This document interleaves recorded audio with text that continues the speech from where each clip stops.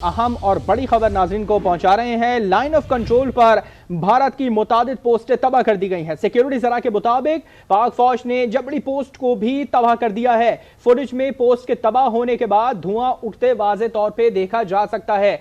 पाकिस्तान की जानिब से और पाक फौज की जानिब से भरपूर जवाबी कार्रवाई इस वक्त की जा रही है और पाक फौज ने जबड़ी पोस्ट को तबाह कर दिया है और फुटेज में पोस्ट के तबाह होने के बाद वहां से धुआं उठते वाज़े तौर पे देखा जा सकता है। बिल्कुल अहम खबर आप तक पहुंचा रहे हैं। लाइन ऑफ कंट्रोल पर भारत की मुतादिद पोस्टें तबाह की जा चुकी है। सिक्योरिटी जराये के मुताबिक पाक फौज ने जबड़ी पोस्ट को भी तबाह कर दिया है। फुटेज में पोस्ट के तबाह होने के बाद धुआं उड़ते देखा जा सकता है। इससे कबल 12 ब्रिगेड अड़ी सेक्टर में भी भारतीय फौज को मुंह की खानी पड़ी। पूंछ सेक्टर में हेडक्वार्टर 93 ब्रिगेड की तबाही भी देखी जा सकती है। आपको ये मनाजिर भी दिखा रहे हैं। लाइन ऑफ कंट्रोल पर भारत की मुतादिद पोस्टें तबाह की जा चुकी हैं। सिक्योरिटी जराये के मुताबिक पाक फौज ने जबड़ी पोस्ट को भी तबाह कर दिया है। फुटेज में पोस्ट के तबाह होने के बाद धुआं उड़ते देखा जा सकता है। हमारे साथ मौजूद है शाह गुलाम कादिर साहब।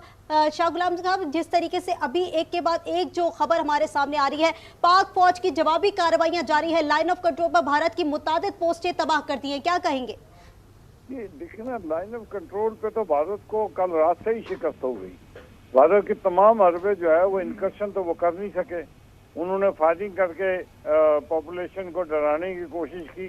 आज़ाद कश्मीर के अवाम नहीं डरे और वो अपनी जगह डटे हुए हैं। पाकिस्तानी फौज भी डटी हुई है और उनको तो वो पहले वहाँ एक तासुर हिंदुस्तान में था कि आज़ाद कश्मीर के लोग शायद पाकिस्तान के खिलाफ हैं, लेकिन जब ये पुलवामा का और ये पहलगाम का हुआ तो बेबुनियाद इल्ज़ामात लगाए तो आज़ाद कश्मीर के अवाम सड़कों पर निकल रहा है पाकिस्तान की हिमायत में और पाकिस्तानी फौज की हिमायत में। तो भारत जो वो सारा अजीत डोवल का जो डॉक्ट्रिन था वो तो फेल हो गया और इसी वजह से भारत जो है, आप देखेंगे इंशाल्लाह एक आध दिन में ही भारत जो है ये सारी पसपाई इख्तियार कर लेगा और फिर कहेगा कि आइए आज जब पसपाई तो शाह साहब उन्होंने इख्तियार कर ली है। हमने मुताबिक पोस्टरों पे देखा है, सफेद झंडे उन्होंने लहरा दिए हैं। पाकिस्तानी अवाम इस बात का इज़हार कर रहे हैं जब लड़ना आता ही नहीं है तो क्यों इस तरह के एडवेंचर करते हो? उनको शौक है, वो पुराने ख्यालात में है। और सबसे बड़ी बात है कि भारत के अवाम को बेवकूफ़ बनाने के लिए वहाँ की जो मीडिया है उसने बेइंतहा ज्यादती की है भारत के अवाम के साथ। और भारत की मोदी सरकार ने भी वहाँ भारत के अवाम के साथ ज्यादती की है। उनको सच नहीं सुनने देते, सच नहीं बात करने देते। शाह गुलाम साहब, आपका कहना दुरुस्त है, लेकिन उनकी मीडिया के ये तमाम तर चीजें दिखाने के बावजूद भी वहाँ की आवाम से ही उनके लिए आवाजें उठना शुरू हो गई थी कि जिस तरह का ये तमाम तर प्रोपेगेंडा किया गया है या पहलगाम का हम बात करें, जिस तरह की चीजें भारत की जानिब से उठाई जा रही थी वो बेबुनियाद है। वहाँ की आवाम को जो है वो इस बात की खबर लग गई थी। नहीं लग तो गई है, लेकिन देखे ना मोदी ने किस लिए किया ये फॉल्स फ्लैग ऑपरेशन करने का मकसद क्या है? पाकिस्तान को इन्वॉल्व करने का मकसद क्या है? कश्मीरियों को इन्वॉल्व करने का मकसद क्या है? वो सिर्फ देखें, कश्मीरियों का तो रोटी रोजी जो है मकबूजा कश्मीर में वो टूरिज्म है। तो टूरिज्म को कैसे वो नुकसान पहुंचा सकते हैं? ये कॉमन सेंस की बात है। 3 बजे वाकया होता है, 3:05 पे भारतीय मीडिया शुरू हो जाता है कि पाकिस्तान ने कर दिया। उसके साथ 10 मिनट के बाद जो है FIR कट जाती है जिसमें पाकिस्तान का नाम है। ये सारी बातें जो हैं वो इसलिए हैं कि भारत जो है वो एक प्लानिंग के तहत चल रहा था कि किसी तरह एक फिजा कायम की जाए। मोदी साहब की जो पॉपुलैरिटी कम हुई है उसको बढ़ाया जाए।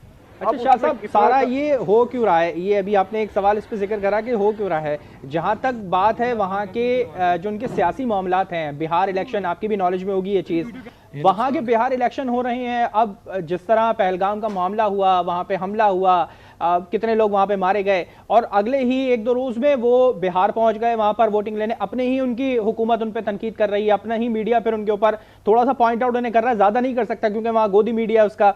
तो यकीनी तौर पे हम ये देखते हैं कि वहां जब भी इलेक्शन होते हैं मोदी को पाकिस्तान की जरूरत पड़ जाती है, पाकिस्तान पर अटैक करने की, पाकिस्तान पर हमला करने की। वो 2 कार्ड तो पहले खेल चुका है, एक कश्मीर का कार्ड और एक अपने मुल्क के अंदर मजहबी कार्ड। वो 2 कार्ड तो खेल चुका है, तीसरा पाकिस्तान के ऊपर हमले का कार्ड था वो खेला उसने। बात यही मैं गुजारिश कर रहा हूँ कि पाकिस्तान में हिंदुस्तान जो है हमारे इलेक्शन मैनिफेस्टो में इलेक्शन का पॉइंट ऑफ व्यू नहीं है। हम उससे बहुत आगे निकल आए हैं। हम अपने तामीर और तरक्की की बात पे इलेक्शन लड़ते हैं, अपने बयानिए पे, मुल्क के ऊपर इलेक्शन।